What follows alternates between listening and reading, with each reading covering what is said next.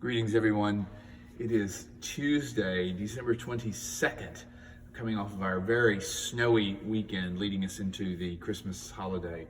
And I'm happy to be here with you. I even tried to look a bit Christmassy with my plaid vest and my snowman tie. This is from Save the Children, the wonderful organization Save the Children.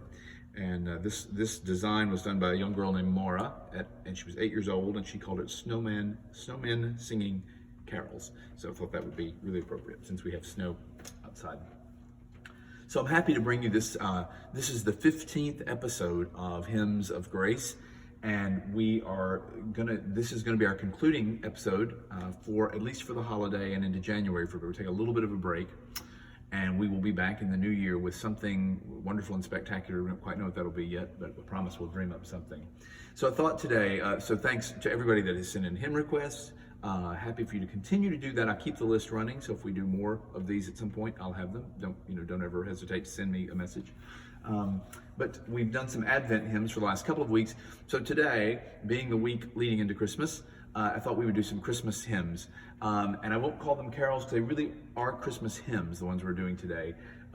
Not necessarily you're probably on your top 10 list, but wonderful, beautiful Christmas hymns from our hymn book that I think that I want to share with you and that have been requested by various people. So I hope if you know these, I hope you love them and will enjoy them. If you don't know these, I hope you will expand your Christmas repertoire. Just remember, I always say, somebody had to hear Amazing Grace, or all of us, any of us, heard Amazing Grace for the first time once. So when we think of things that we love and think we've always known, we haven't always known anything.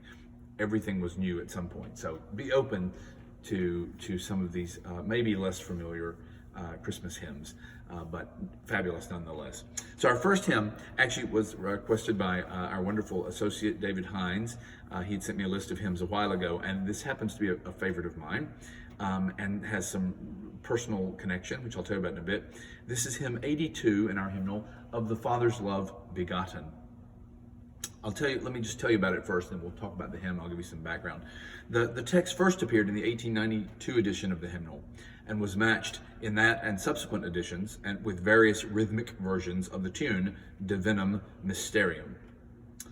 The original poem at the root of this hymn was written by Providence at a time when Orthodox Christian doctrine was greatly threatened, largely due to the Emperor Julian the Apostate from 360 to 363 AD. You may remember we've talked a lot about the fact that many of our hymns actually the text began as poems, poetry, and so that's the case with this.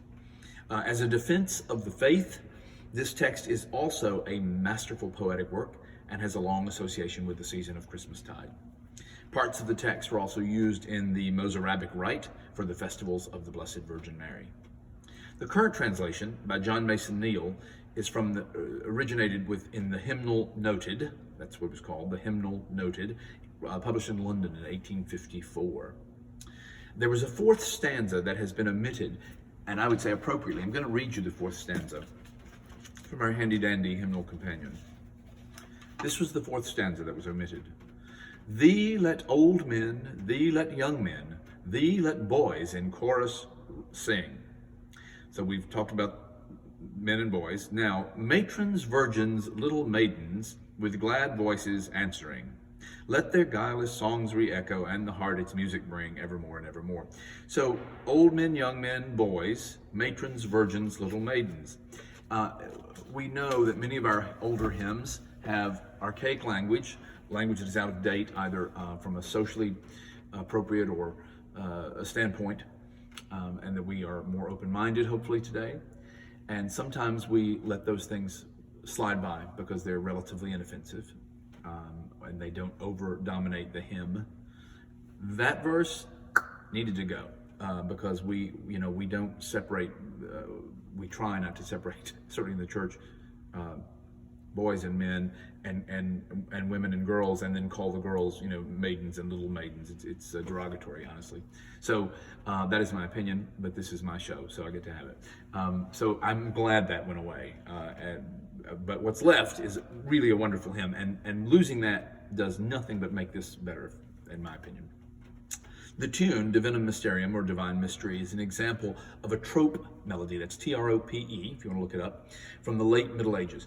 Tropes were textual and or musical additions to an established chant. So you have this very well-known chant, whatever it might be, and then either a text was added or a text and a tune was added to that chant, and it becomes called a trope, like an add-on.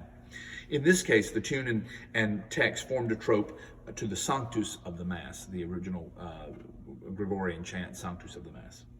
The words and music of this trope appear in manuscripts as early as the 10th century.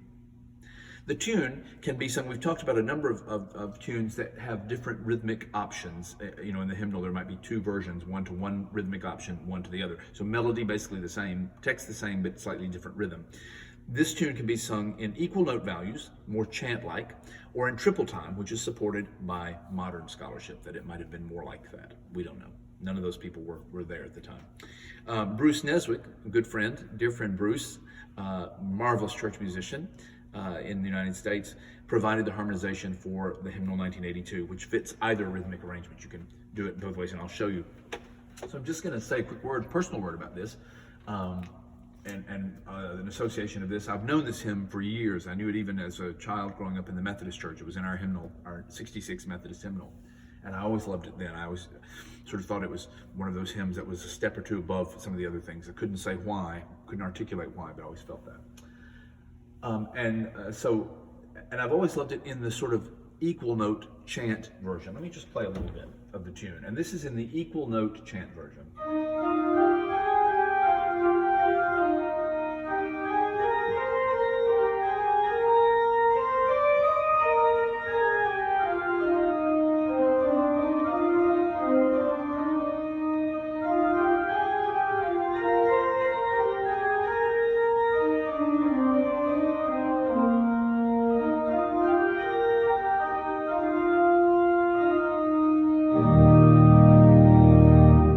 Key of E flat, very easy to sing, very stepwise, not high. There's one high note, but the approach is easy. So I'm very, very fond of this. So in February, Rodney, my husband Rodney, and I will celebrate 30 years of togetherness. Very excited about that. February 7th, we mark as an anniversary. But like many same-sex couples, we have multiple anniversaries. So we've been together since February 7th of 1991. That's what we really count. But we've had various events, life events, as the world has caught up with us and let us do officially name our love and relationship. So in 2006, December 30th of 2006, let me get this right, we had a civil, I'm going to get it all wrong. I'm going to say the dates wrong. How embarrassing. Anyway, we had a civil union in Connecticut, civil union July. We had that. And then we also decided to have, on December 30th, we had a big blessing of our civil union. And we had it at St. Paul's on the Green, Episcopal Church in Norwalk, where I worked. Had a huge service. It was really glorious. Big choir of about 40 people, friends from the church choir there, and friends from grad school, and just people from all over, and a wonderful collection of folks. Anyway, I won't give you too many more details about that. It was a great service. It was obviously right after Christmas, still in Christmastide, and we chose this as our sequence hymn to the service. And our good friend John Abdenauer played the organ, and he played it in the metered rhythm here, the triple time. And I was always used to it more I would usually do it in the equal note version as I just played you. So here's the triple time. So as opposed to,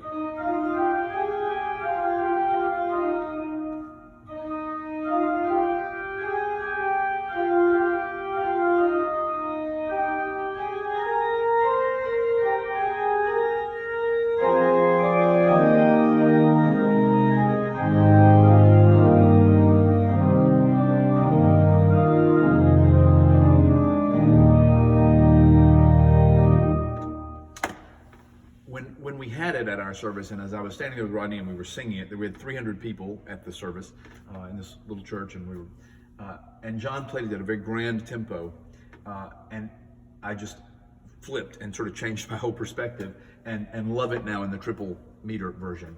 And the reason I share that story with you, not to bore you with personal details, but to tell you that association is powerful with hymnody, with church music in general, but with hymnody. And so the association of standing with 300 of our closest loved ones in a beautiful church on the day that we were having our union blessed, and having this sung and hearing it in that way, I heard it and felt it in a new way because of all of the circumstances that surrounded me. Had I heard it for the first time when things were not going well, maybe an illness was going on or I'd lost a loved one, and that it could change completely how I felt about it as well. So one of the things I want you to take away from this series is knowing how we form our opinions, our attractions, or our not attractions to certain tunes or melodies with hymns. Association is so important. So that shaped my feeling of this. So I think it's just a glorious melody in any form, but I'd like to play you at least one more verse, and I'll use the triple time meter and play it at a grand tempo, much like John did at our ceremony in 2006. 2 years later, 2008, when the world finally caught up, or at least the United States did, we were able to actually get married, and so that was great, and we're grateful for that. But again, the real date for us, February 7, 1991, so coming up on 30 years. Hard to believe. In the meantime, here is Of the Father's Love Begotten.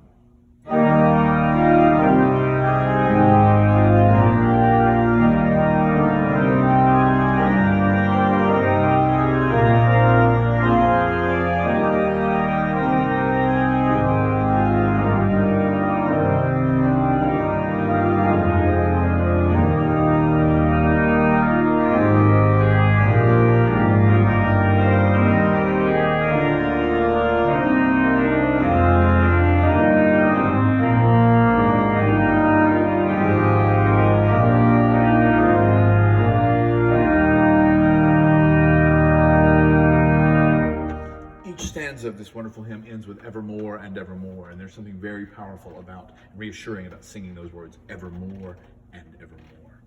Wonderful hymn. So if you didn't know this as one of your favorite hymns of the Christmastide season, please add it to your list. The next hymn today may be quite new to some of us, or to some of you maybe. This was requested by our good friend Robert Bennett, and just a wonderful hymn. Again, probably not on most people's top 10 list of Christmas carols. This is hymn 104, A Stable Lamp is Lighted, with the tune Andújar. So I'm really happy that Robert requested this, so that I can bring it to you, and maybe some folks who don't know it at all will now know it, and people who knew it and thought maybe, not my favorite Christmas hymn, maybe you'll hear it in a different light. The text is by Richard Wilbur, a relatively recent poet laureate of the United States, and by relatively recent I mean sort of mid-20th century. The text was originally written for a candlelight service held in the Memorial Chapel of Wesleyan University, just down the road a bit in Middletown, Connecticut, in December of 1958, with music by Richard Winslow, who was the director of the Wesleyan University Choral Society.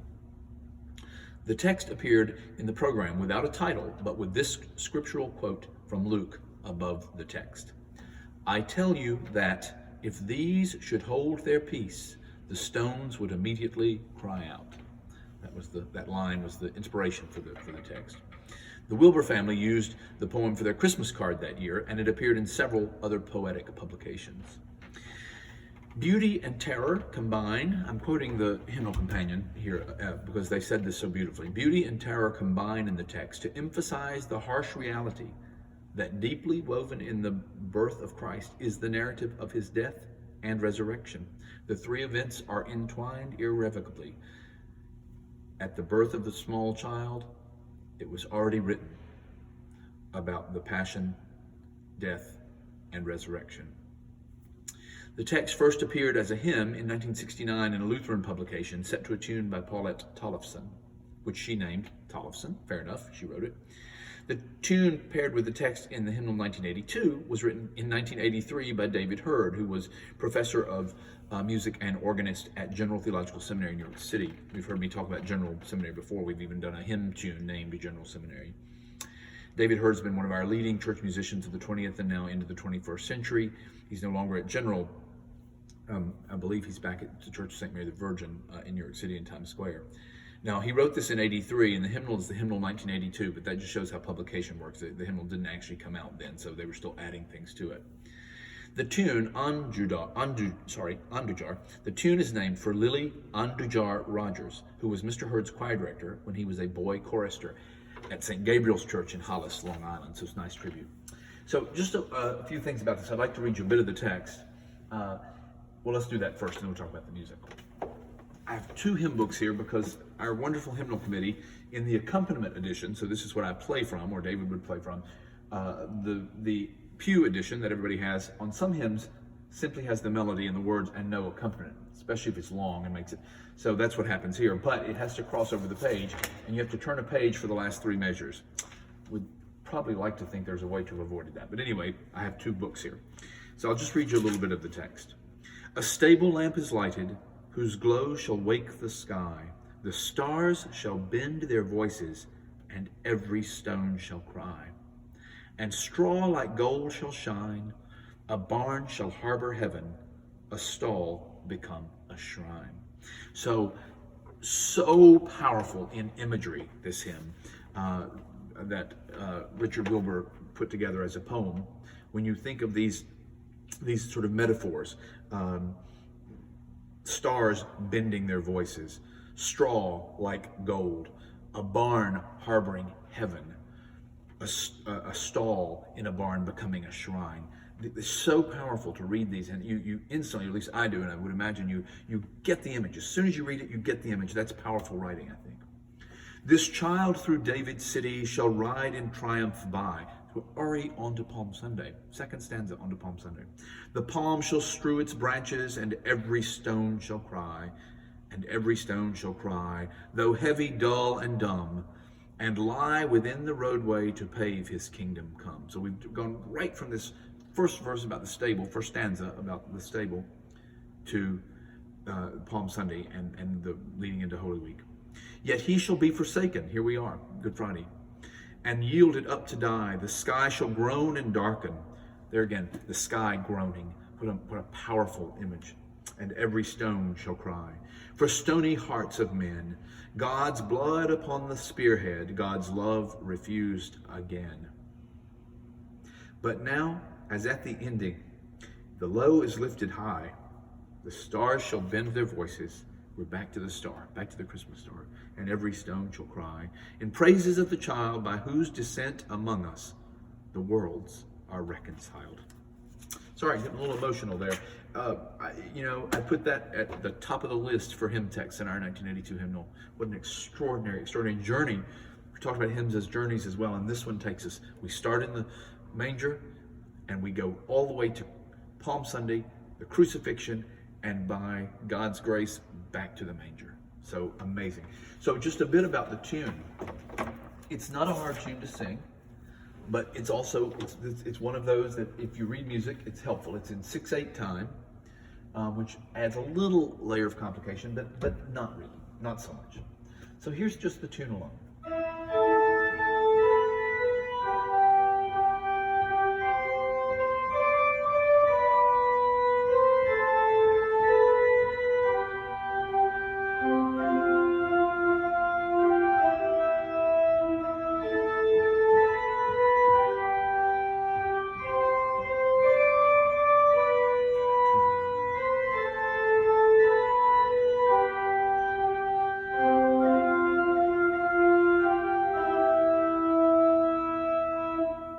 So beautiful, melodic, stepwise tune with something of a little refrain in the middle, and every stone shall cry, and every stone shall cry. That's repeated in the middle of each stanza. So it's like a little sandwiched refrain, which is really wonderful. So there's an accompaniment that's a little bit elaborate, could be done on the piano. Mr. Hurd has included a couple of low notes that don't actually exist even in the organ pedal, which leads us to think that he really wrote it for piano, but it certainly works on the organ as well. So I'll just give you a playover with the accompaniment so you can see what happens. The melody is in the accompaniment as well. It's on the top.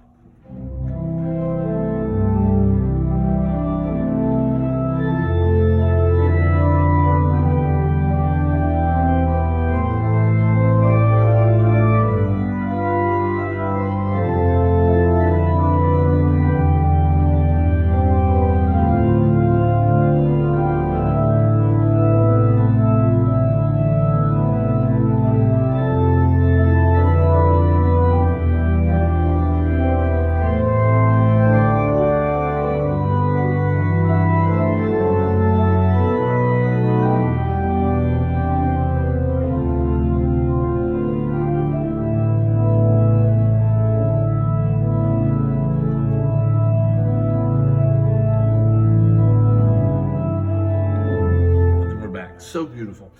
Long held notes at the end and then rests.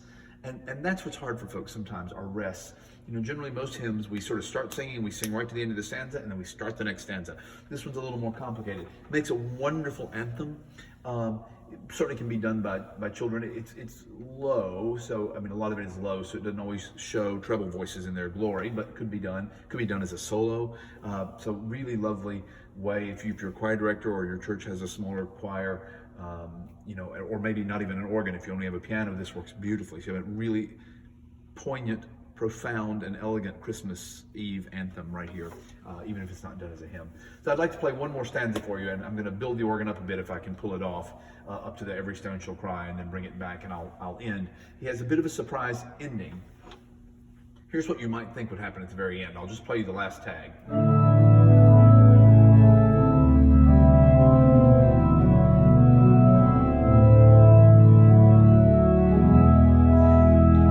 Predictable ending, that last chord, but that's not what he does, Mr. Hurd. So you listen for it and see if you hear it.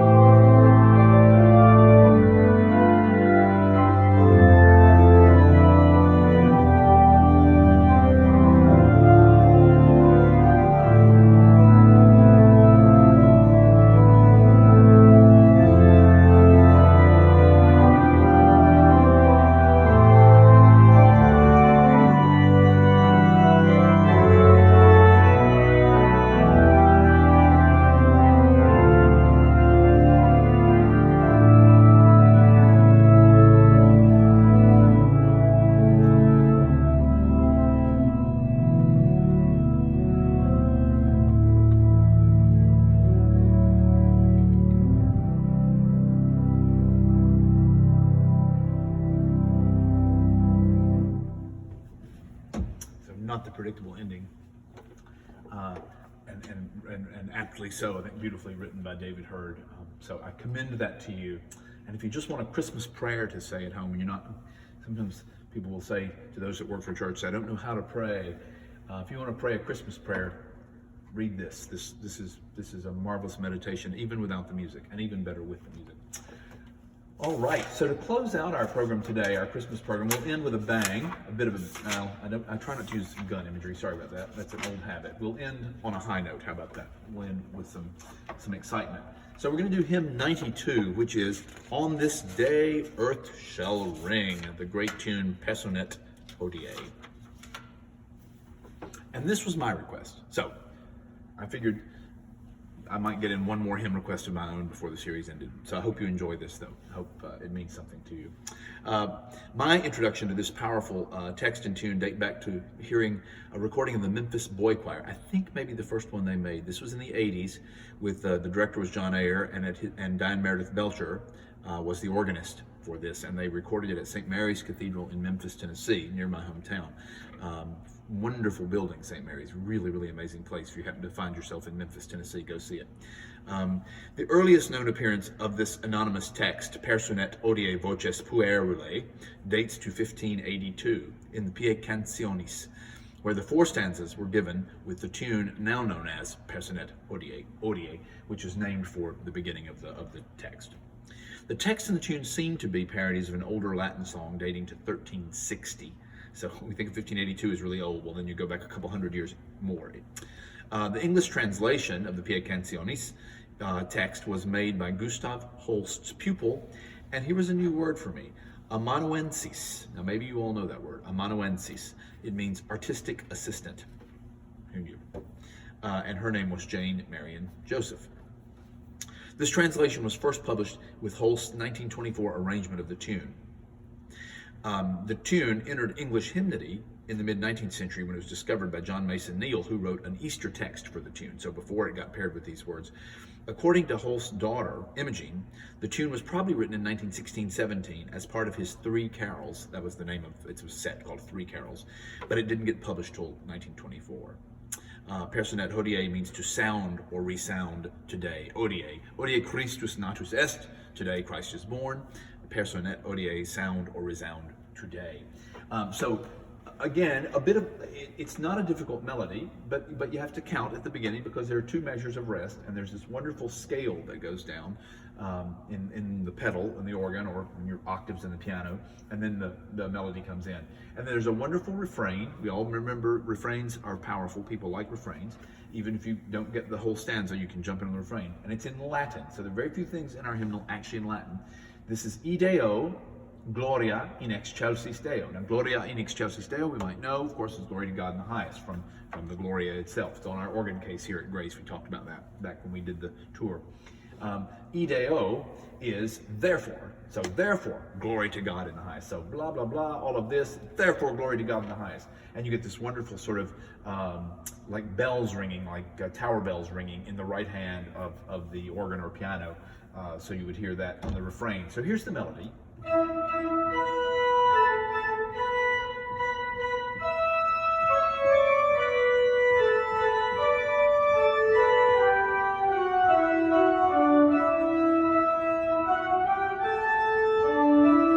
Refrain. Ide o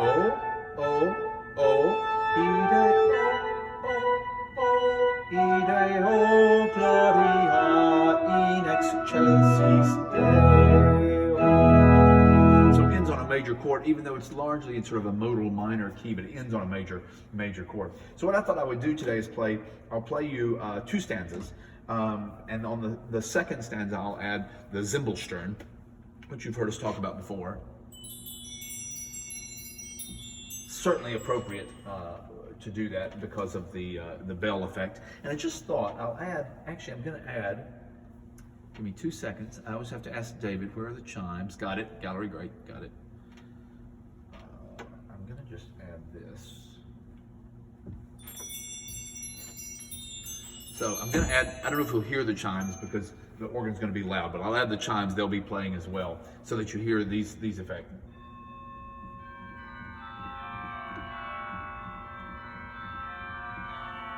It'll just make some cacophony. But again, not probably what everybody thinks about just as your favorite Christmas carol, but it's just so powerful and exciting with that refrain. This has been such a great pleasure. We have done 15 weeks, 15 episodes, so 45-ish hymns we've covered, which seems like a lot. But remember, our hymnal 1982 has 720 hymns. So we've only begun to scratch the surface, really. But it was a good scratch, and it's been fun for me. I've learned so much, and I hope that hope you've learned something and gotten to hear some hymns you like. And most importantly, I hope you've opened your mind to some new hymns that might mean something to you in the coming days. So we wish for you a wonderful holiday. I know it will be different and it will be strange for many of us, but it can still be wonderful. And we hope that you are happy and safe and healthy. And we look to a better 2021. Let's all do our part to make that happen. And we look forward to seeing you on the other side of Christmas. And in 2021, we'll have some new things for you. And until then, be safe and be well, and Merry Christmas. On this day, earth shall reign.